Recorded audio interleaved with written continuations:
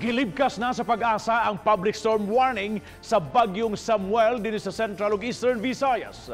Nagpasabot kini nga mamahimo na makabiyahe ang mga sakayan sa kadagatan. Samtang ani ay laing tropical storm nga anaa pa sa gawa sa PAR, apan gibantayan na sa pag-asa. Sayra nato ang latest weather update ni Engineer Al Kiblat, ang OIC sa Pag-asa Visayas. May hapon, ano ang pinakoreheng kalambuan sa dagan sa panahon? Gibase ni sa tanang available data, 21 ng Nobyembre tuig 2018, Wednesday. Ang bagyong si Samuel nakalagpas na sa kayutaan sa Visayas. Kasamtangan, ang iyang sentro, nahimutang kini sa 70 kilometers southwest of Iloilo City.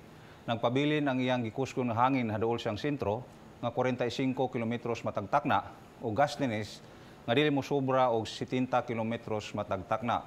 Nagkakusog ang iyang dagan o ipaspason sa paglihok, 40 kilometros matagtakna sa direksyon nga west-southwest.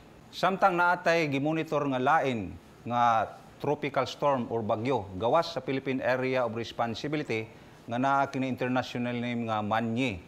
Ang distansya niini gikan sa silangang bahin sa Mindanao layo pa kayo mga 3,000 kilometers east of Mindanao, o base sa mga initial forecast nato nga nakita sa model, gituhuan nga dili kini musuod sa Philippine Area of Responsibility, pero sa gihapon mga kapuso ato ning bantayan kaysa posibleng pag-usab sa iyang kinaiya o makasuod niya sa Philippine Area of Responsibility.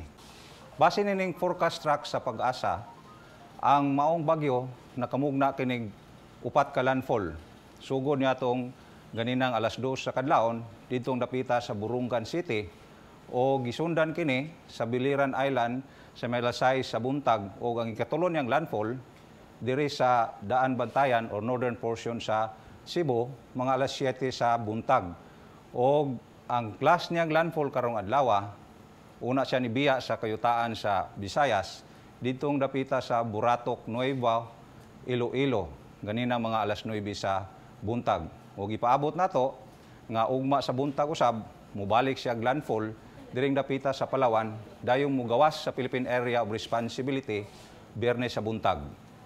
Ug tunay nining kalambuan nga ang bagyo ni palayo na sa sentro o silangang bahin sa Visayas, ang tanang public storm warning signal nga gi-issue sa mga miaging bulletin gilibkas na kini. Ang nabilin diri sa Visayas nga dunay public storm warning signal number 1 kining northern portion sa Occidental Negros o mga lugar sa Panay Island.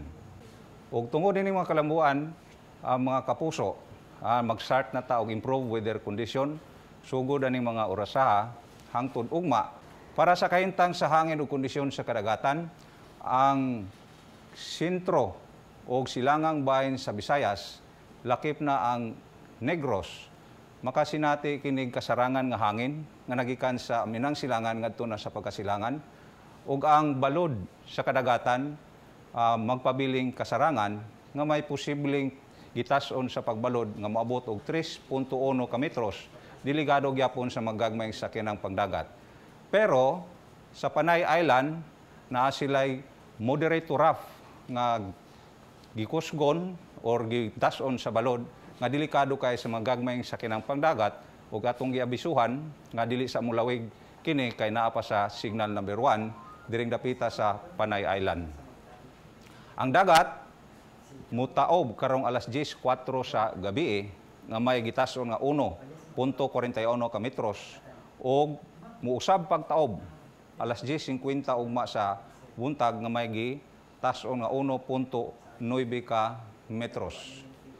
Para sa extended forecast, sugod sa Biyernes, mas maayo ang panahon ang masinati sa tibuok ng Visayas, kay ato nang gipaabot nga mo gawas na sa Philippine Area of Responsibility si Tropical Depression Samuel. Di mo balik sa init ang panahon nga atong masinati nga posibleng moabot sa kinatasan nga 32 degrees Celsius, ug dunalay panagsang pagpanagom sa kalangitan ug kalit-kalit nga mapagulan tungod sa localized thunderstorm.